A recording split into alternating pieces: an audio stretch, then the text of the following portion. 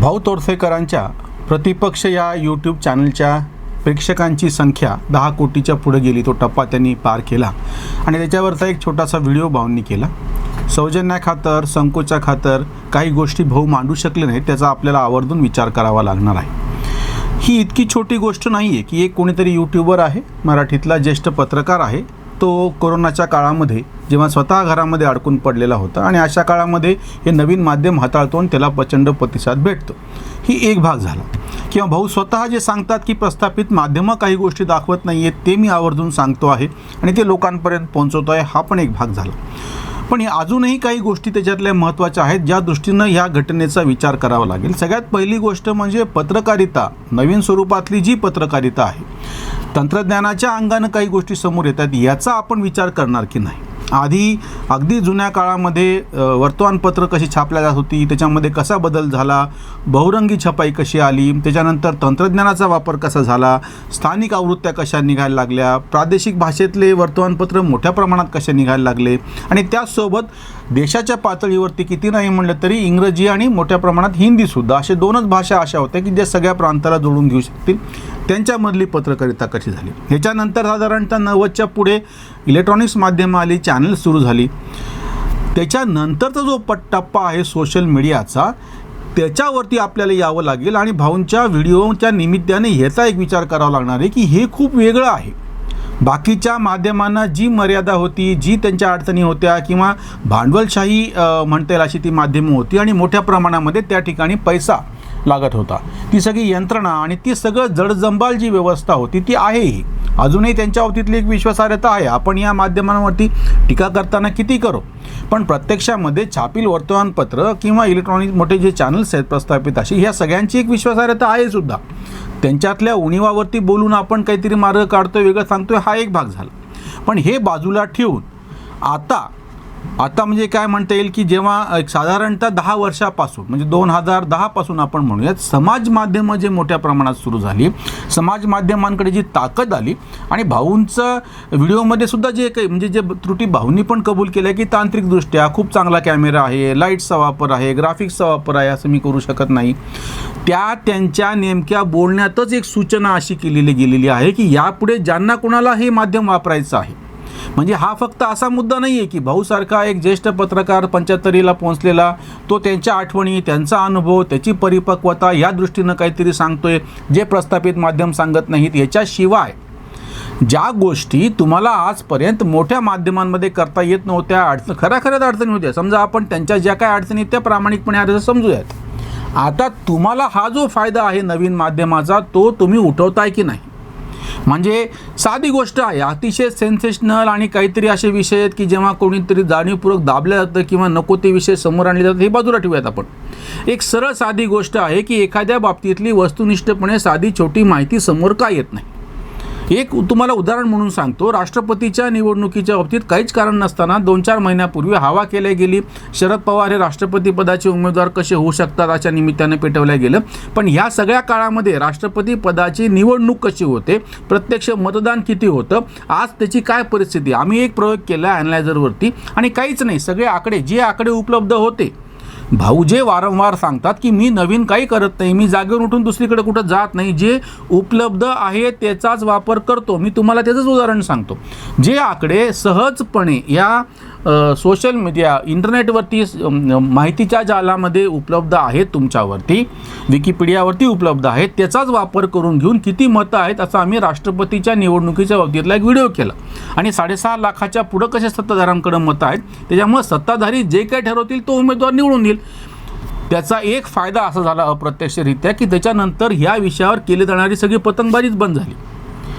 आता असा म्हणजे भाऊच्या बोलण्यातला, भाऊच्या ह्या व्हिडिओला, त्यांच्या त्या प्रतिपक्ष चॅनलला मिळालेल्या प्रतिसादाचा एक अर्थ लक्षात घ्यायला पाहिजे की वेगळी अशी माहिती दडवलेलीच पाहिजे असं काही नाही. वेगळी अशी माहिती स्वच्छपणे तुम्ही काही आकडेवारी आणि हे सगळे घेऊन लोकांसमोर जर मांडणार असाल तर लोक त्याला प्रतिसाद द्यायला तयार आहेत आणि ह्याचा वापर आज केला जात नाही, ही तक्रार आहे.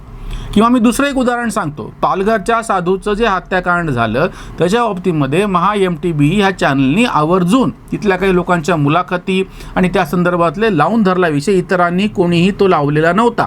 आजही त्या विषयावर कोणीही बोलत नाही. अशा जर पद्धतीने तुम्ही ही काही माहिती जर समोर आणू शकलात तर ती लोकांना हवी आहे.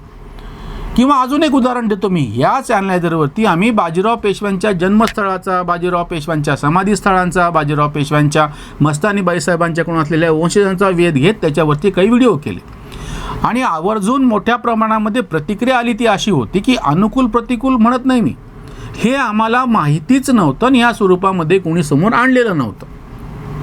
असे कितीतरी विषय आहेत. म्हणजे भाऊ तोरसेकरांच्या प्रतिपक्षाला 10 कोटी व्ह्यूअर्स भेटतात. ह्याच्यातला जो अर्थ आपण घ्यायला पाहिजे तो असा की ह्या समाज माध्यमाचा वापर करून आपण कितीतरी गोष्टी सर्वसामान्यपणे लोकांसमोर पोहोचवू शकतो आणि आपण त्या पोहोचवायला कमी पडतो. म्हणजे जसं ज्येष्ठ पत्रकार त्यांच्या अनुभवाचा फायदा घेऊन त्यांनी काही वेगळी विश्लेषणं या माध्यमातून समोर आणावीत ही जशी अपेक्षा आहे, तसंच इतर पत्रकारांनी, त्याला वयाचं बंधन नाही, अगदी तरुण पत्रकार आहेत किंवा काही तरुण पत्रकारांनी एक छोटासा आपला गट केला आणि वेगवेगळ्या विषयाचे छान स्वच्छपणे वस्तुनिष्ठ असे व्हिडिओ समोर ठेवले, माहिती समोर ठेवली, ग्राफिक्सच्या माध्यमातून, तक्त्यांच्या माध्यमातून स्वच्छपणे. उदाहरणार्थ आत्ता पाऊस पडलेला इतका मोठा, म्हणजे सप्टेंबर महिना संपल्याच्या नंतर आपल्याकडच्या सगळ्या धरणांच्या पाणीसाठ्यांचा अंदाज घेतला जातो. इतकं ढोबळ वाक्य वापरलेलं जातं आपल्याकडे की 10 पैकी 5 धरणं भरली. 10 पैकी 5 असं म्हणून भागत नाही. एकच धरण असं आहे जायकवाडी किंवा उजनी आणि कोयना, 3च धरणं आहेत की ज्यांची 100 TMCच्या पलीकडची त्यांची क्षमता आहे आणि त्या तुलनेमध्ये बाकीची धरणं अक्षरशः 5 TMC, 10 TMC, 11 TMC, 12 TMC अशी आहेत. मग असे 5-10 वाले 10 जरी धरणं म्हणलं तरी त्यांची कॅपॅसिटी 50-100च्या आतमध्ये जाते. इकडे एकच धरणं असतं.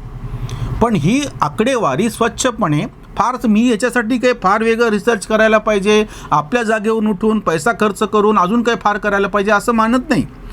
भाऊंचा जो एक साधा मुद्दा असतो की आपण आहोत तिथेच त्याच ठिकाणी बसून काही गोष्टी वस्तुनिष्ठपणे या माहितीच्या आंतरजाल विकिपीडियातून किंवा असंख्य इंटरनेट आणि सगळ्याच्या माध्यमातून आणि आजूबाजूला स्वच्छपणे पाहूनसुद्धा गोळा करू शकतो आणि त्यासमोर मांडू शकतो. किंवा दुसरा एक आकडा आहे की प्रचंड पाऊस झाला, नदी नाले वाहत होते, हे अमुक तमुक पाण्याखाली बुडालं, ह्याच्यापेक्षा प्रत्यक्ष आकडा द्या ना. आता सध्या महाराष्ट्रामध्ये अक्षरशः तालुकानिहाय, शहरनिहाय, मंडलनिहाय पावसाची नोंद करण्याची यंत्रणा आहे आणि जवळजवळ बऱ्यापैकी अचूक अशी ती यंत्रणा आहे. मग त्याच्याकडून आकडेवारी घेऊन नेमका पाऊस पडला किती, पाण्याखाली काय गेलं त्याचे फोटो दाखवत बसण्याच्या सोबतच ते दाखवा. कारण की हे दिसणारं माध्यम आहे. या माध्यमाचा सगळ्यात मोठा फायदा हा आहे की तुम्हाला दृश्य दिसतं आहे तरी त्याचा वापर भाऊ करत नाहीत आणि भाऊ ती स्वतःची मर्यादा स्पष्टपणे सांगतात की मला ह्याचा बाकीचा वापर करता येत नाही. मग ज्यांना करता येतो त्या सगळ्यांनी ह्याचा छान व्यवस्थित पद्धतीनं वापर करून घेऊन, जसं पाण्याची पुराची दृश्य दाखवत असताना बाजूला आकडेवारी द्या की या प्रदेशामध्ये या काळामध्ये यापूर्वी किती पाऊस पडतो किंवा या प्रदेशातली पावसाची सरासरी किती आहे आणि वस्तुनिष्ठपणे ह्या गोष्टी समोरासमोर ठेवून तुम्ही मांडू शकता. म्हणजे आता तुमच्या असं लक्षात येईल जो मला मुद्दा समोर मांडायचा आहे आणि भाऊ त्याच्या मर्यादित वेळेमध्ये आणि ह्याच्यामध्ये नाही सांगू शकले, याचा वापर चांगल्या पद्धतीनं. आणि अजून एक मुद्दा की माध्यमांमध्ये फार मोठ्या प्रमाणात आणि हिंदी आणि इंग्रजीचं देश पातळीवरती वर्चस्व आहे आणि ते स्वाभाविक आहे. पण प्रादेशिक पातळीवरती सुद्धा आपण ह्या अभिव्यक्ती ह्या माध्यमातून अतिशय चांगल्या पद्धतीनं प्रभावीपणे करू शकतो. हे भाऊंच्या या 10 कोटी टप्प्याचं गमक आहे. तुम्ही तुमच्या भाषेमध्ये, ही तर भाषा इतकंच नाही, चिमुरके छोकरे का असं काहीतरी नावानं अतिशय अफलातून पद्धतीनं त्या चंद्रपूर, गडचिरोली आणि त्या भागामधल्या त्या बोली भाषेमध्ये वेगवेगळे म्हणजे भाषणं कोणाची, अगदी जो बायडन असो, ट्रम्प असो, पिक्चरमधले दृश्य उचलून त्याच्यावरती मिमिक्री केली जाते. इतकं सुंदर पद्धतीने विडंबन हे करतात कारण की हे त्या माध्यमाचा वापर करतात. तसंच अगदी वेब सिरीज म्हणा, गावाकडच्या गोष्टी या वेब सिरीजबद्दल मी आवर्जून लिहिलं पण आहे, अजून पण सांगतो. आणि आता त्यांनी काहीतरी जमलं तर जमलं नावाची एक वेब सिरीज चालू केलेली. काहीच नाही, एक छोटं गाव आहे साताऱ्याजवळचं, त्या ठिकाणी कॅमेरा नेलेला आहे, तिथलीच भाषा आहे. ते सगळे काही कोणी फार मोठं व्यक्तिमत्व असलेले अभिनेते किंवा असे आहेत असं नाही, किंवा नाव झालेलं, अतिशय साधे, पण ते ज्या प्रभावी पद्धतीनं काम करतात, असा आपण कितीतरी ह्या समाज माध्यमाचा वापर करून घेऊ शकतो आणि आपला संदेश पोहोचवू शकतो. इतकंच नाही, ज्या क्षेत्रामध्ये आम्ही सध्या काम करतो ज्याच्यावरती व्हिडिओ पण केला, आपली जी प्राचीन मंदिरं आहेत किंवा आपल्या ज्या प्राचीन वास्तू आहेत, ह्या सगळ्यांच्या बाबतीमध्ये त्यांची वैशिष्ट्य दाखवणारे व्हिडिओ त्या ठिकाणचे पत्रकार किंवा हे लोक अतिशय चांगल्या पद्धतीनं करू शकतात. हे केल्या जात नाही. आणि त्याच्यासाठी काय फार मोठं तंत्रज्ञान असायला पाहिजे असं नाही, की चांगला मोबाईलसुद्धा आता पुरेसा आहे की ज्याच्यावरती एक बऱ्यापैकी कॅमेरा आहे. म्हणजे भाऊंच्या ह्या 10 कोटीच्या टप्प्याच्या निमित्ताने त्यांच्या यूट्यूब चॅनलला मिळालेला हा संदेश जसा ज्येष्ठ पत्रकारांना आहे, बाकीच्या पत्रकारांना आहे, माध्यमात फार काही करू पाहणाऱ्यांना आहे, त्याच जोडीनं तो नवीन पिढीला सुद्धा असा आहे की तुम्ही तुमच्या क्षेत्रातला असे वेगवेगळे विषय घेऊन अतिशय चांगल्या पद्धतीने हे करू शकता. मी आमच्या फ्रेंच मित्राचं आवर्जून उदाहरण सांगतो की तो महाराष्ट्र आणि मराठवाड्या परिसरामध्ये विन्सेंट पास्किनली म्हणून आमचा एक फ्रेंच मित्र आहे. आपल्याकडचे फोटोग्राफ, आपल्याकडचे व्हिडिओ घेतो आणि तो युरोपामध्ये जाऊन तिथल्या पर्यटकांना आवर्जून दाखवतो आणि त्यांना त्या पद्धतीनं इकडे घेऊन येतो. आता कोरोनाच्या काळामध्ये फक्त अडचण होती, दिवाळीपासून त्याचा उपक्रम परत चालू आहे. कशाच्या आधारावरती? समाज माध्यमातून त्यांनी आत्ता छत्रपती राजाराम महाराज दुसरे यांची 1870मध्ये जी इटलीमधली समाधी आहे ती शोधून काढली, तिचे फोटो घेतले, तिचे व्हिडिओ केले, ते दाखवले.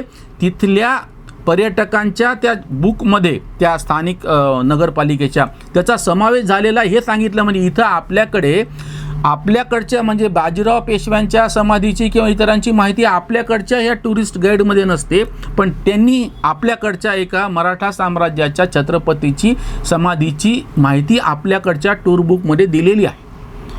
भाऊंच्या या व्हिडिओच्या निमित्ताने या 10 कोटीच्या टप्प्याचा एक मोठा संदेश तरुण पत्रकारांना, तरुण कलाकारांना, तरुण गायकांना, या सगळ्यांना किंवा ज्यांना काही वेगळं करू पाहायचं या माध्यमातून त्यांच्यासाठी हा मिळतो आहे की तुम्ही तुमच्या हक्काचे, तुमच्या जवळपासचे, तुम्हाला जिव्हाळ्याचे वाटणारे विषय तुम्ही जरूर उचला.